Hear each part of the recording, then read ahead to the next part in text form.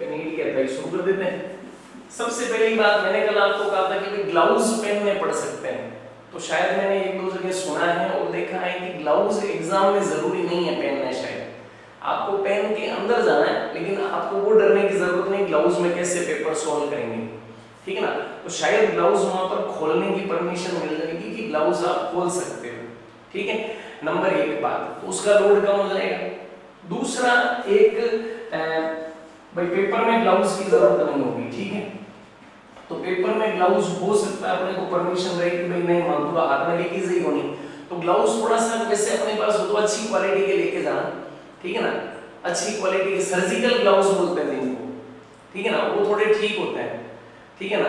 भाई अभी वो अनिल आया हुआ था डॉक्टर, तो उसने कहा यार सर्जिकल ग्लव्स में तो आदमी ऑपरेशन कर देता है, अगर तुम्हें लिखना पड़े या पेपर सोल्व करना पड़े तो क्या दिक्कत है, वो तो छोटी छोटी नर्व और छोटी छोटी वेसल्स को पकड़ लेता है, ठीक है ना, छोटे छोटे चिमटे से काम कर लेता है, तो इसलिए वो सोचने की जरूरत नहीं, लेकिन शायद ग्लव्स का यूज नहीं करना पड़ेगा, तो ये एक फायदा हो गया।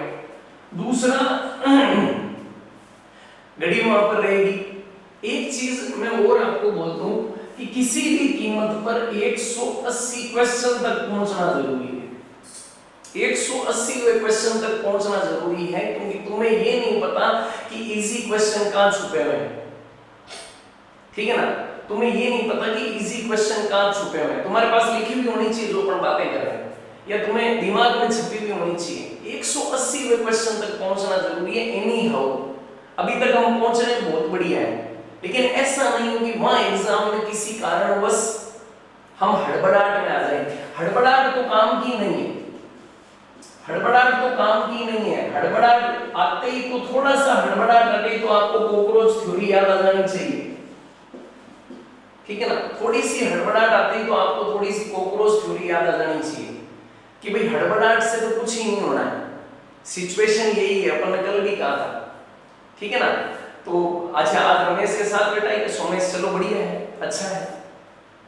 तो हड़बड़ाहट तो किसी कीमत पर ही अपने अंदर नहीं आनी चाहिए, ठीक है ना। हड़बड़ाहट आती तो ये 180 क्वेश्चन तक पहुंचना जरूरी, क्योंकि हमें नहीं पता इजी क्वेश्चन कहां छुपे हुए हैं। इजी है ये तय है, और अगर टफ है तो खैर सबके लिए टफ है, लेकिन बहुत टफ पेपर बनाने की हिम्मत नहीं है। नीट अगर ये कहता है कि 1 मिनट में एक क्वेश्चन करके उसके घोड़े भरने हैं, तो इसका मतलब टफ का तो चांस ही नहीं है। फिर वही बात, कट ऑफ तो सोचना ही नहीं है, फिर वही बात, उसी पेपर को सबसे अच्छे तरीके से हैंडल अपन ने करना है, ये तो कोई इश्यू है ही नहीं, ठीक है ना। अब इसके बाद में हम लोग और क्या कह सकते हैं। अच्छा, इस बार एक चीज और सुनने में हो सकता है कि अपने को पेजेस मिले, रफ कॉपी या रफ पन्ने मिले, तो रफ पन्ने मिले तो ठीक है, नहीं आपको बताओ तो नीट के पेपर में स्पेस काफी अच्छा मिलता है सॉल्व करने के लिए। तो आपको फिजिक्स और फिजिकल केमिस्ट्री में ध्यान रखना है, फिजिक्स और फिजिकल केमिस्ट्री में ध्यान रखना है कि क्या ध्यान रखना है कि कई बार ऐसा हो सकता है कि आप कोई क्वेश्चन सॉल्व कर रहे हो और उसको बीच में छोड़ना पड़े, हो जाता है। जो लगा यार कि फालतू टाइम लग रहा है, लंबा क्वेश्चन जा रहा है, तो अपने उसको मूंछ की लड़ाई नहीं बना लेना, इज्जत की लड़ाई नहीं बना लेना, तुम सॉल्व कर बताओ, मैं तुम सॉल्व तो कर बताओ, चाहिए हो जाए, वो इज्जत की लड़ाई घर पर आकर लड़ लेंगे अपन, वहां हमें नंबरों की लड़ाई लड़नी है, ठीक है ना। तो अगर हमें लगे कि यार ये क्वेश्चन टाइम ज्यादा खा रहा है, तो उसको वहां पर रोकना पड़ेगा, ऑन स्पॉट रोक दो। लग रहा है कि भाई लंबा है, पहली बात तो यही कि लंबा जो ही पता चले तो अपने को करना ही नहीं है, बाद में देखेंगे। अगर कर लिया, मिनट के आसपास लग गया और लग रहा है कि 4-5 मिनट भी खा सकता है, ये कंफ्यूज कर रहा है, तो उसको आपको छोड़ना पड़ेगा, ये तय है। जब उसको छोड़ना पड़ेगा तो ये भी तय है कि समय बचाएंगे तो वापस भी उस क्वेश्चन पर आएंगे। जब वापस उस क्वेश्चन पर आएंगे तो क्या उसको वापस शुरू से सॉल्व करोगे क्या? वापस उसको वहीं से करेंगे जहां अपन ने छोड़ा है। तो इसलिए रफ काम करते समय ये नहीं हो कि रफ जचे जैसे ही करो। आपने अगर रफ जचे जैसे ही कर लिया तो क्या होगा कि जब आप वापस पहुंचेंगे तो उसको शुरू से करना पड़ेगा, आप ढूंढ नहीं पाओगे रफ वर्क में कि कहां से आपको उसको पकड़ना है, तो यानी आपका वो टाइम वापस लगेगा। मेरी बात पकड़ रहे हो मैं क्या कह रहा हूं? ये शायद हो सकता है कि अपने से कई बार गलती हो, यानी कि जिस क्वेश्चन को हम सॉल्व कर रहे हैं तो या तो उस क्वेश्चन के बगल में ही करें, जैसे इंग्लिश मीडियम है तो हिंदी वाले में कर लें, हिंदी मीडियम है तो इंग्लिश वाले में कर लें, और या फिर नीचे दिए हुए स्पेस में कर रहे हैं तो वहां पर क्वेश्चन में लिख लें कि 145वां क्वेश्चन सॉल्व कर रहे हैं, जैसे बायोफिजिक्स पहले 35वां क्वेश्चन का ये रफ है। यानी मैं ये कह सकता हूं कि जो रफ भी है वो फेयर जैसा होना चाहिए, ताकि आपको वापस उसको पिक करने में टाइम वेस्ट नहीं हो। अच्छा, उन क्वेश्चन को करेंगे कब? एकदम लास्ट में जाकर। उन क्वेश्चन को करेंगे कब? एकदम लास्ट में जाकर। ये समय बचाने के तरीके हैं, ठीक है। अच्छा, एक चीज और है कि जैसे केमिस्ट्री, बायो, ऑर्गेनिक और इनऑर्गेनिक, इन क्वेश्चंस को आपको ज्यादा दोबारा देखने की जरूरत नहीं है। दोबारा देखने से आप कंफ्यूज ही हो गई है, कंफ्यूज ही हो गई, इनको वापस देख लिए तो यार ये हो सकता है कि ये हो सकता है, ये हो सकता है, ये हो सकता है, कितनी बार ही सोचो दिमाग में यही लगेगा, ये हो सकता है, ये हो सकता है। तो उसकी बजाय एक बार कर लिया, दिमाग में आ गया, ज्यादा उस पर लोड लेने की जरूरत नहीं, क्योंकि इंफॉर्मेटिव क्वेश्चंस हैं। अच्छा, कल जैसे एक क्वेश्चन मेरे पास किसी ने भेजा था कि कौन सा फर्न हेटेरोस्पोरस नहीं है, ठीक है, तो सेलेजिनेला, मार्सिलिया, साल्विनिया, रेजोला दिया हुआ था, ठीक है। तो फर्न के हिसाब से क्वेश्चन पूछ लिया था, तो आंसर क्या चला गया? सेलेजिनेला चला गया, ठीक है। और नहीं तो फिर मेरे जैसा एक बार सोल्व क्या कर रहा है उसको, एनसीईआरटी में तो 3 ही नाम दिए हुए, सेलेजिनेला, मार्सिलिया, साल्विनिया, इसलिए एजोला हो गया। तो वो अप्रोच गलत हो गई, क्योंकि मैंने फर्न वर्ड नहीं पढ़ा। यानी कि क्वेश्चन में एक चीज तय है, कीवर्ड इंपॉर्टेंट है। क्वेश्चन में एक कीवर्ड होता है जो आपको गलत कराने के लिए होता है, उस कीवर्ड को पकड़ना है। मैंने आपको 3 दिन से बोल रहा हूं फोकस्ड होना, हमको फोकस्ड होना। उसका मतलब यही है, हम नीट पर, हम फिजिक्स, केमिस्ट्री, बायो पे, हम 180 क्वेश्चन पे, हम ऑब्जेक्टिव क्वेश्चन पे, हम कीवर्ड्स पर, हम कैलकुलेशन पर हम फोकस्ड हो रहे हैं। और फोकस हो जाएंगे तो हमें कीवर्ड दिखने लग जाएंगे, हमें 180 क्वेश्चन दिखने लग जाएंगे। बात समझ रहे हो मेरी? ठीक है ना। तो कीवर्ड बड़े इंपॉर्टेंट होते हैं। आज हम बहुत इंपॉर्टेंट बातें कर रहे हैं, ठीक है ना। तो ये हमारे लिए इंपॉर्टेंट बात होगी। ग्लव्स की शायद हेडेक वहां नहीं रहेगी, इसकी कोई लोड नहीं है। मास्क की थोड़ी हेडेक है। अच्छा, आप हो सकता है एसी में बैठ के पेपर दे रहे हो, है ना, सारी सुविधाओं के साथ पेपर दे रहे हो, वेल फेवरेबल कंडीशंस में पेपर दे रहे हो, और हो सकता है कि वहां लाइट ही नहीं हो कमरे के अंदर, हो सकता है तावड़ा आ रहा हो 2 से 5, ठीक है ना। तो हमें क्या करना है कि जो रूम कंडीशंस हैं उसको मानना है कि वही कंडीशंस हैं। भाई हो सकता है लाइट चली गई, हो सकता है लाइट नहीं है किसी टेक्निकल एरर के कारण, और या फिर ये तो तय कि एसी बटन कोई कौन लगा हुआ, ज्यादा से ज्यादा पंखा होगा वहां। तो हमें उसकी आदत होनी चाहिए, उसमें पेपर करने की आदत होनी चाहिए। वहां पर अगर टीचर्स, वैसे तो बहुत मेनर्स वाले टीचर्स आते हैं वहां पे, बाय द वे किसी कारण से आपको डिस्टरबेंस होता है, तो टीचर्स को कह दो सर डिस्टरबेंस हो रहा है, प्लीज आप 3 घंटे हमें हमारे करियर के लिए दे दीजिए, क्योंकि एक्सक्यूज बाद में कोई नहीं सुनेगा। एक चीज आप समझ लीजिएगा, एग्जाम के बाद कोई एक्सक्यूज नहीं सुनेगा। आपको उस एग्जाम को फाइनल गेम की तरह खेलना है कि ये फाइनल गेम है, इसमें जो भी कंडीशंस हैं वो ना क्रिकेट मैच में बरसात आएगी, डकवर्थ लुइस लग गया, चोट लग गई, गिर गए, गेम वही है, हार जीत उसी गेम से होनी है। तो जैसी भी कंडीशन है 180 मिनट पूरा खेलना है, 180 मिनट स्ट्रेटजी टाइम के हिसाब से, कंडीशंस के हिसाब से बदलते रहना है, क्योंकि हमें पता है कि हम बेस्ट हैं, हम कर लेंगे, हमें करने लायक आता है। तो हमें स्ट्रेटजी को बदलते रहना है। अभी भाई नॉर्मल स्ट्रेटजी से काम हो जाए, पेपर आपके एकदम फेवर का आ रहा है, लप्पू आ रहा है, हलवा पेपर आ रहा है, तो आपकी स्ट्रेटजी से काम हो जाएगा, जो हम बना के गए उससे रिजल्ट नहीं आ जाएगा। बाय द वे अगर लग रहा है कि स्ट्रेटजी बदलनी है तो बदल लो,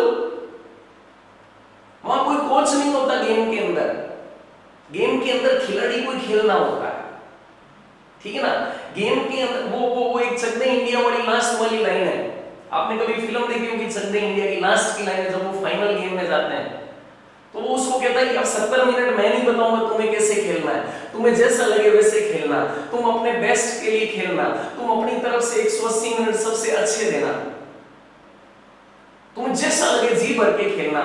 ये मान के चलना कि ये 180 मिनट है जो हमारी जिंदगी में हमें हमारा सब कुछ अनुभव लगाना है। यहाँ पर हर स्थिति को हैंडल करने के लिए जो एक्सपीरियंस चाहिए वो हमें यहाँ पर लगाना है।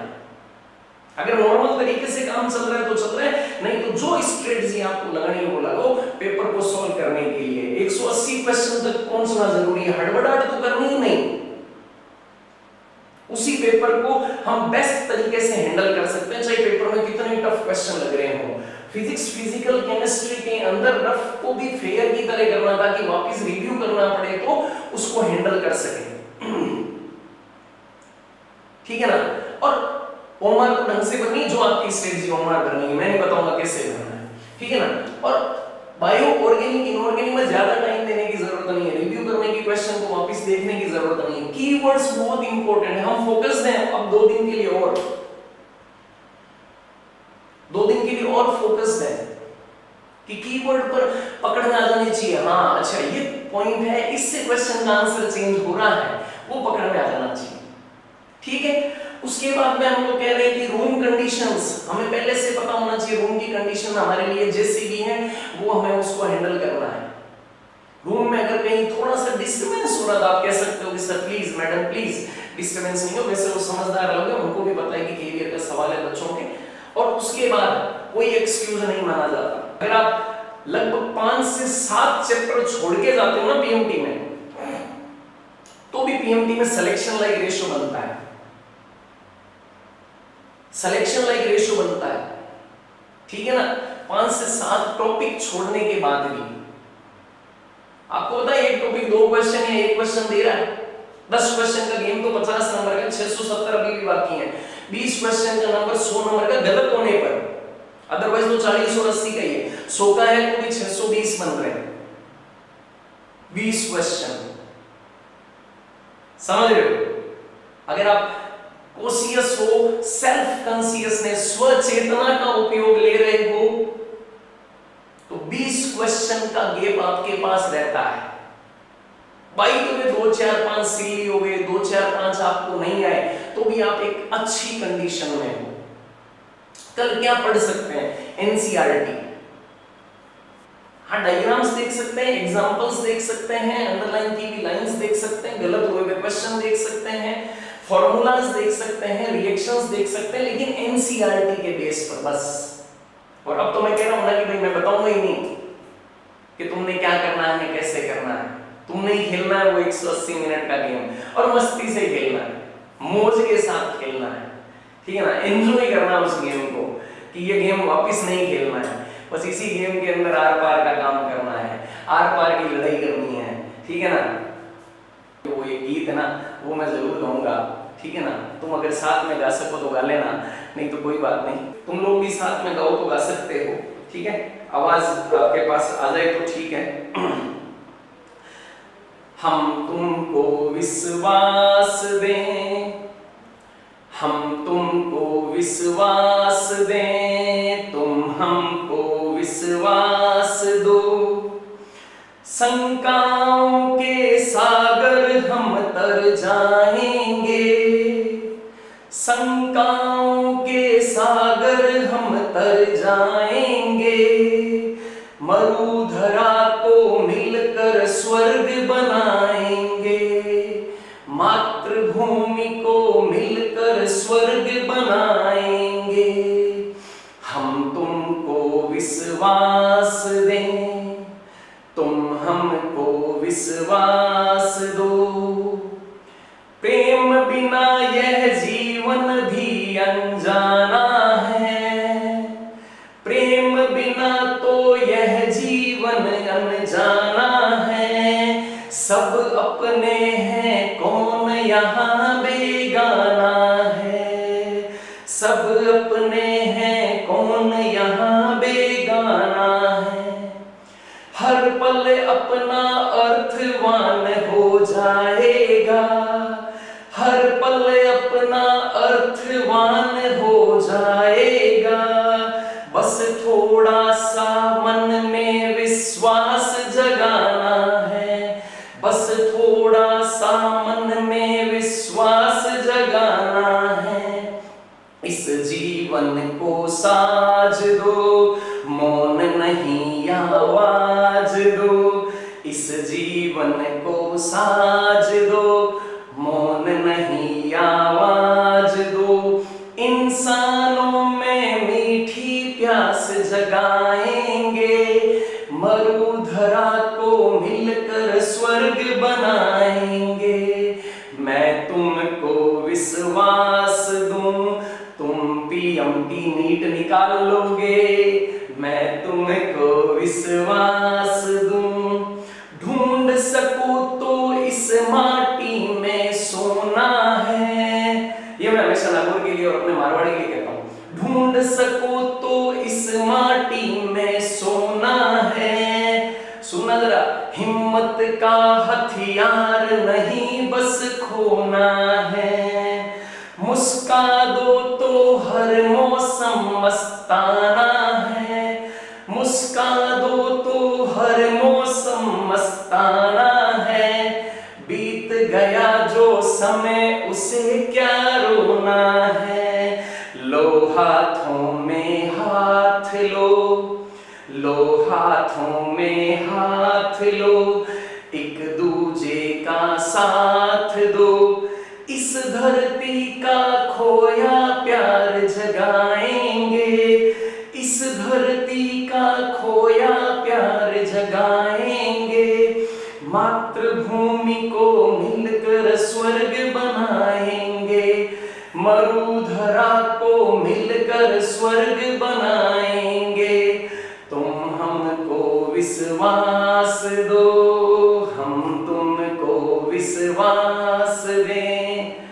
तो ये विश्वास वाली बात है, और ये मेरे हिसाब से हम सबके बीच में आपस में अपने परिवार के साथ, अपनी जड़ों के साथ बना रहेगा, और रिजल्ट आएगा, रिजल्ट आना पड़ेगा। वापिस वही बेसिक बातें हैं कि तुम्हें सकारात्मक रहना है, तुम्हें फोकस्ड रहना है, और उसके बाद में अगर आप रिजल्ट एग्जाम देने जाते हो और बहुत अच्छे पवित्र मन से जाते हो, बड़े वाल अपने बुजुर्गों का रिस्पेक्ट करते हुए, अपनी सोच को पवित्र रखते हुए जाते हो कि मुझे डॉक्टर बन के, मुझे कामयाब होके क्या करना है, इस सोसाइटी में वापस गिव बैक क्या करना है। अगर आप ईमानदारी से ये सोच के जाते हो तो ऊपर वाला भी ये चाहता है कि आप कामयाब हो, आपके सपने पूरे हों, आपका ख्वाब पूरा हो। बहुत ज़रूरत है अभी भी बहुत अच्छे लोगों की, और ये सब अच्छा होगा जब आप अच्छे से परिणाम देंगे। और सिंपल सी बातें वापस ध्यान रखनी है, पेपर को पूरा करना है, कोई कमी नहीं रहनी है, और बस अच्छे से नींद आ रही है, अच्छे से पॉजिटिव हैं, जो कमियां हैं उनको पढ़ रहे हैं, एक्स्ट्रा पॉइंट्स पढ़ रहे हैं। फिर भी अगर किसी को कोई प्रश्न हो, किसी के दिमाग में कोई बात हो, आप पर्सनली मेरे को फ़ोन करके भी बात कर सकते हैं। पढ़ते रहें, मुस्कुराते रहें, घर पे सबको नमस्ते बोलें, और जय हो, खुश रहें, जिंदाबाद।